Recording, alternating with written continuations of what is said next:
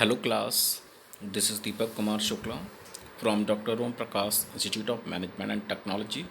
I will teach you subject GST Goods and Services Taxes in course of BBA third year. Now we start in unit second.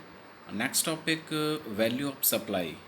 तो value of supply क्या होता है, हम supply के ऊपर बात कर चुके हैं कि जब हम किसी भी गुड्स की सप्लाई या फिर सर्विस प्रोवाइड कराते हैं एज ए बिजनेसमैन, चाहे वो आपका होल सेलर्स में हो चाहे वो आपका रिटेलर में हो, जीएसटी आपकी उसी टाइम पे चार्ज होती है। तो आइए बात करते हैं वैल्यू ऑफ सप्लाई पे। Once the taxable event in supply, place of supply, time of supply, etc. are determined, it is necessary that the value of supply is also determined, since the price of the supply in the basis of the GST mechanism at the price of supply GST is calculated। तो यहाँ पे वही बात बता रहे हैं कि जब हम किसी भी गुड्स की सप्लाई करते हैं, जब place of supply time of supply हो, तो वहाँ पर हमें कहीं ना कहीं सप्लाई की वैल्यू भी फाइंड आउट करनी पड़ती है। जब तक हमें ये नहीं पता होगा कि हम कितनी वैल्यू का गुड सप्लाई कर रहे हैं, तब तक हम उस पर जो करेक्ट जीएसटी वो कैसे कैलकुलेट करेंगे। तो हमें जो भी गुड्स है उसकी वैल्यू पता होना चाहिए, हम कितनी वैल्यू का गुड सप्लाई कर रहे हैं, और उस पर हम जीएसटी जो है वो फाइंड आउट करते हैं। जो भी जीएसटी का रेट होगा वो 6% हो, 9% हो, 12% हो, 18% रेट तो मान लो जो भी हो सकता है, आपका CGST और SGST चार्ज होता है।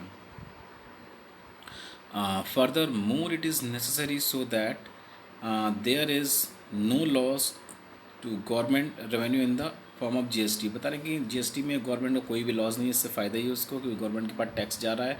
And there is no dispute between the buyer and seller, buyer और सेलर में कोई भी डिस्प्यूट, लड़ाई झगड़े के टाइप का कोई भी बात नहीं होती, क्योंकि एक तरफ क्या है कि एक बिजनेसमैन किसी को जीएसटी दे रहा है, तो दूसरा जब वो सेल करता है, अगर वो परचेस के टाइम दे रहा है तो सेल के टाइम वो किसी से जीएसटी ले रहा है, तो उसका तो बराबर आता है।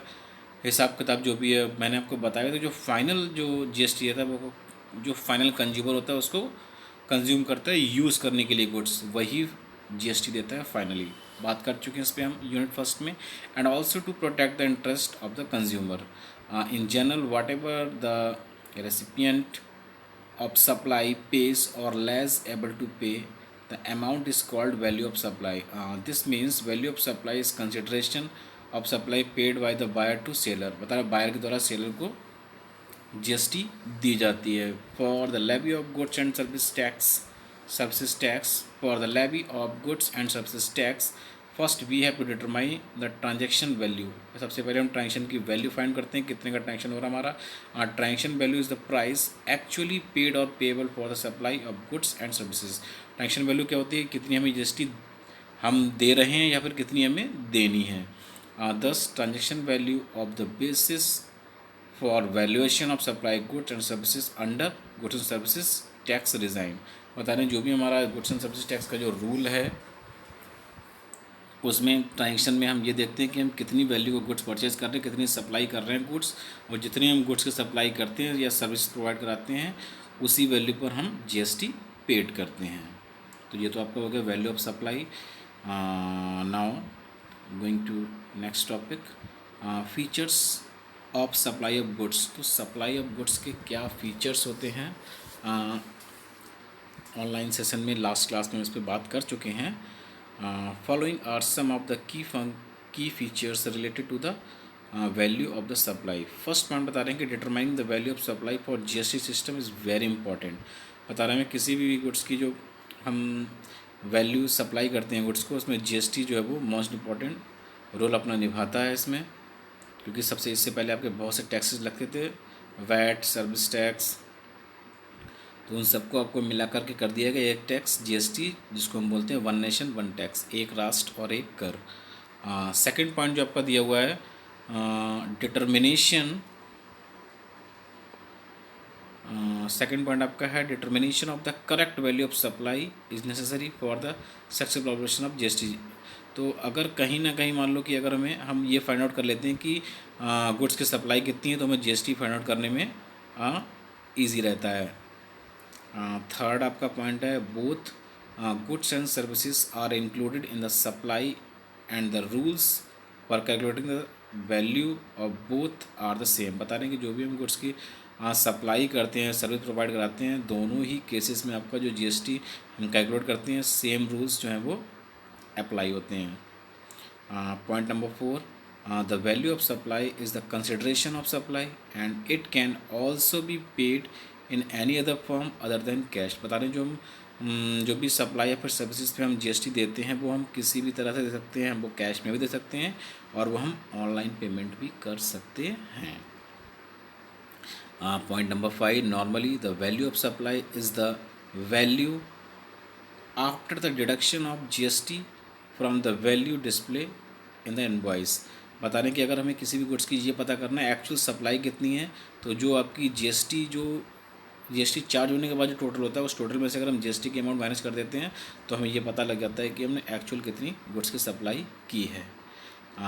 पॉइंट नंबर 2 बता रहे हैं कि for calculating the value of the supply the process has been described in section 15 of the CGST act 2017। हमारा जीएसटी जो है वो जुलाई 2017 में ही हमारा लागू हुआ था हमारे यहाँ। तो जुलाई से जो मार्केट में इफेक्टेबल हो गया था, जो भी बिल्स वगैरह हम कोई भी कुछ परचेज़ करते थे तो उस पर जीएसटी आपका ऐड होके आने लगा था। तो जो भी हम जीएसटी की वैल्यू सप्लाई हम फाइंड आउट करते हैं तो वो हमें इस एक्ट के अकॉर्डिंग ही करनी पड़ती है, और एक्ट आपका है section 15 of the CGST, that means central goods and services taxes act 2017।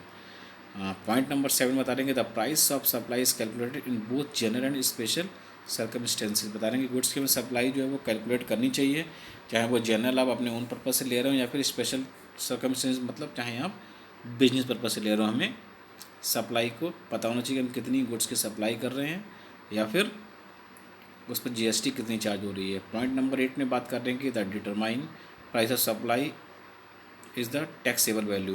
बता रहे हैं कि जितनी भी हम गुड्स की सप्लाई डिटरमाइन करते हैं वही हमारी सप्लाई की वैल्यू क्या होती है, टैक्सेबल होती है under section 15 of the CGST act 2017। Next जो है हम बात करेंगे general rules for calculating value of supply. तो नेक्स्ट हमारा टॉपिक है general rules for calculating value of supply. तो इसमें बात करते हैं हम the general rule for calculation of the value of the supply is that the consideration which has been paid or given by buyer for supply is the value of the supply. बता रहे हैं कि buyer के द्वारा जो भी मान लो supply की जाती है गुड्स की, तो वही आपकी सप्लाई, उसी को सप्लाई कहा जाता है।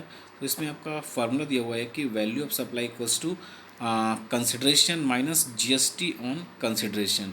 वैल्यू ऑफ सप्लाई निकालने के लिए क्या होता है, कंसिडरेशन जो ओवरऑल आपकी वैल्यू है उसमें से अगर हम जीएसटी को माइनस कर देते तो आपकी value of supply find out हो जाती है, जो कि हमने पीछे के टॉपिक में बात की थी, बट इसमें आपका फार्मूला भी दिया हुआ है। तो इस प्रकार से हमारा टॉपिक अगर ये पूछा जाता है शॉर्ट में या फिर लॉन्ग में तो इसको फार्मूले को पुट कर सकते हो तो आपको मार्क्स ज़्यादा अच्छे मिलते हैं। But this rule applies to the completion of the following 2 condition. बताना ये रूल तभी अप्लाई होगा जो फार्मूला वाला है, जब आप 2 कंडीशन आपकी अप्लाई होंगी। कौन सी कंडीशन है वो फर्स्ट पॉइंट दिया है कि recipient of supply and supplier are not related person. बताना ये लोग रिलेटेड पर्सन नहीं होने चाहिए, मतलब आपस में ही आपकी गुड सप्लाई कर रहे हो, भाई बहन या फिर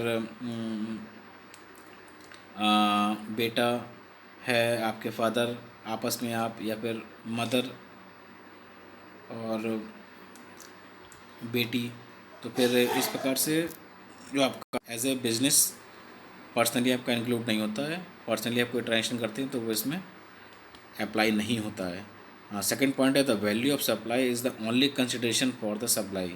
बता रहे हैं कि जो आपकी the value of the supply is only consideration for the supply.